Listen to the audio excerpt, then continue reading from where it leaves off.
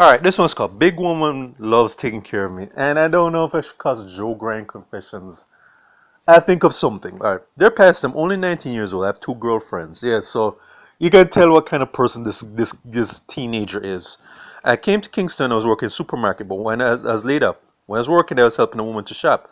I was pushing the trial for her and said, "You seem to be a nice young man." She asked me where I was from. I told her. She cashed her items and I pushed her trial to the car.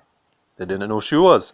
She opened her car and put my goods inside. She asked me to give cell number, which I gave to her, and she gave me hers. She told me that I could call her any time. And we can see where this is going, but let's continue. One day I called her and a man answered. I got nervous, so I turned the phone off. Later in the evening, I called again and same thing happened, but this time I told the man that to speak with Miss So-and-so. I heard him calling her and she came on the line and said she was glad I called. So it was her son who answered the phone. She told me that her two sons had two sons, but they were not living with her and sometimes she for a mail company. She asked me about my girlfriend until I had one. Because I was living in the country. She also told me that she could treat me better than my girlfriend. Yeah, so this is basically a cool girl looking for some young meat.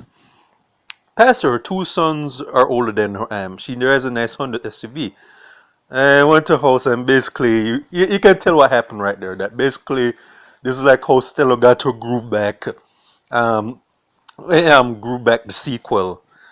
Alright, so I'll cut over that. So, Pastor, I could not eat much. I don't give a shit about that.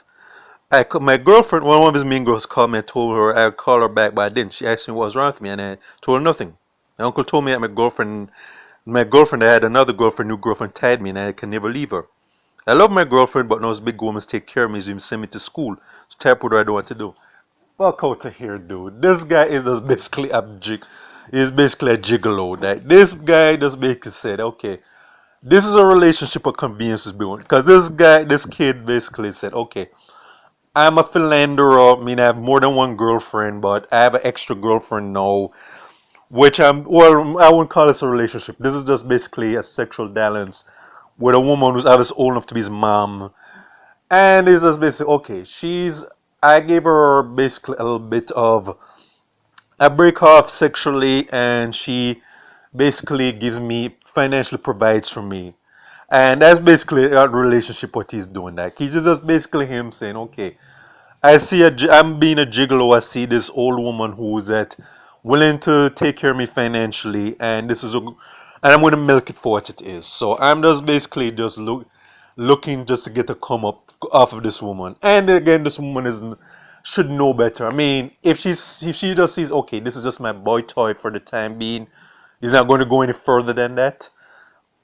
Yeah, that is what it is. But the thing is, there are no victims in the story. This guy is not sympathetic. This kid is basically just saying, okay, I'm just basically Winston from How Stella Got Her Groove Back.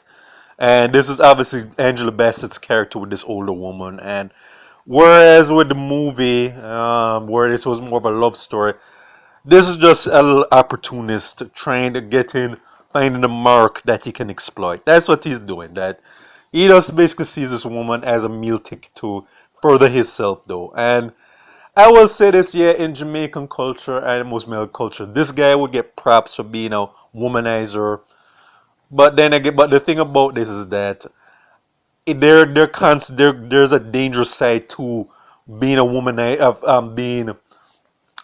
to being a to be engaged in these type of games, because we don't know how the other girlfriends are going to react, or maybe if they're on some bullshit as he is. But he's also remember the fact that, hey, her two sons might want to have a word with this guy, especially if they find out that he has two other girlfriends. And if those two other sons find out that he's basically playing the mom, even though the mom obviously knows, yeah, they're going to have some very unpleasant words, which will lead to some very unpleasant ass whooping with this kid.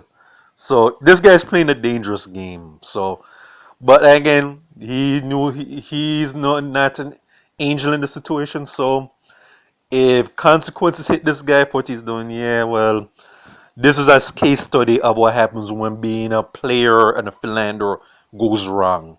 And that's likely going to happen with this kid, though. But hey, some people obviously have to learn the hard way. Even though Paz is saying, this is not the kind of game you want to play, kid. But I'm guessing that he's most likely going to learn the hard way. And That's on his ass. But so this is, anyways, enough for this recording. So stay to Jamaica and the Caribbean. Check my YouTube pages, Real Thoughts of Miles, Miles Productions, and so Miles Gusumpian. Okay then.